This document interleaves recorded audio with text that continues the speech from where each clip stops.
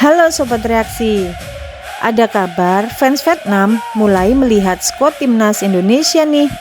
Kabarnya Indonesia bisa saja menurunkan skuad yang hampir 100% pemain diaspora di AFF Hyundai Cup 2026. Pemain diaspora yang bisa diturunkan hanya yang berlaga di Liga 1. Bayangin aja, Ratngel Uratmangun, Tom Haye, Mark Klok, Eliano Reinders, Sandy Walsh, Jordi Ahmad, semua bisa berkumpul dalam satu tim. Tapi yang jelas, PSSI pernah bilang, untuk turnamen regional, mereka lebih prioritasin pemain domestik. Jadi, apakah Indonesia bakal beneran full power?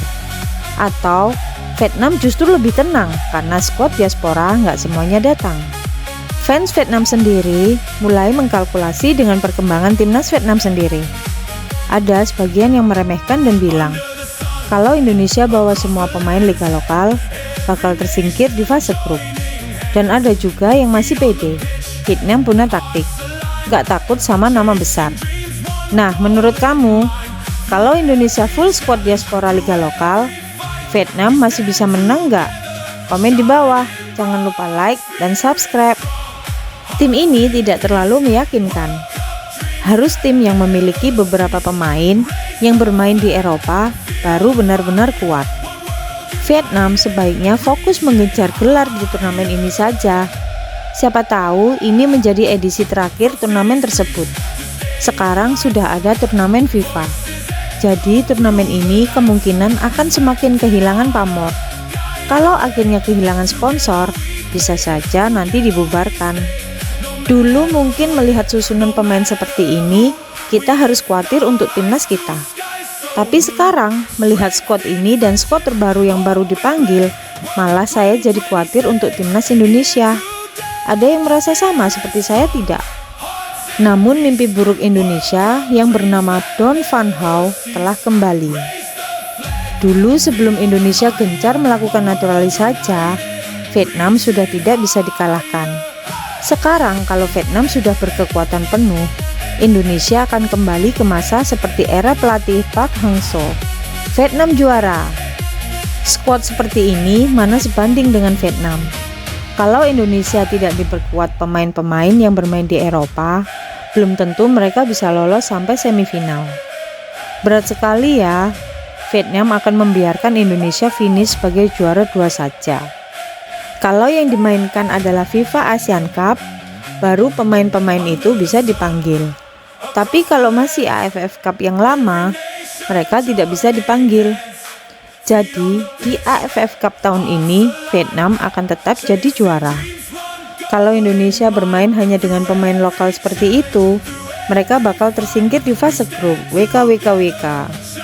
Apapun yang terjadi, Vietnam tidak akan gentar. Mereka akan tampil dengan kekuatan terbaik karena Vietnam saat ini sudah tidak sama seperti dulu lagi. Pemain lokal memang tidak ada apa-apanya dibanding pemain luar. Jadi yang perlu ditakuti ya pemain asing itu.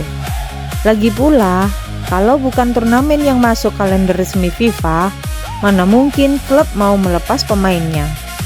Karena pemain lokal Indonesia kualitasnya terlalu rendah.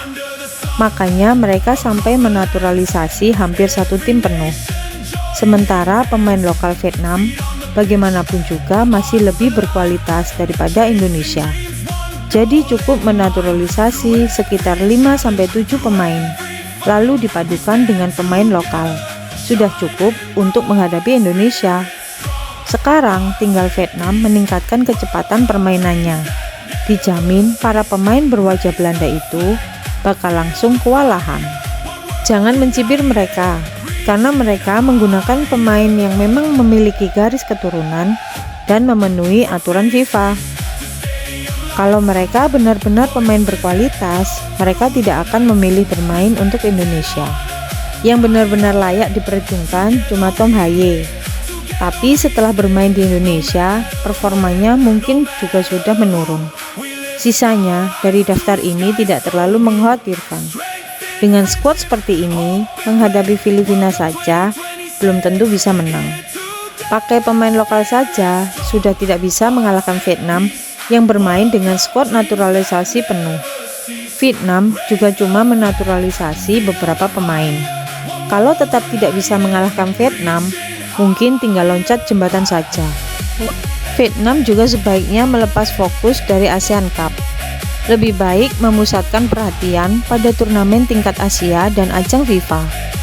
Untuk ASEAN Cup, cukup kirim tim U23, sedangkan SEA Games diikuti tim U21, agar para pemain muda bisa mengumpulkan pengalaman. Sementara itu, tim nasional senior baru dikumpulkan secara penuh untuk kualifikasi Piala Dunia.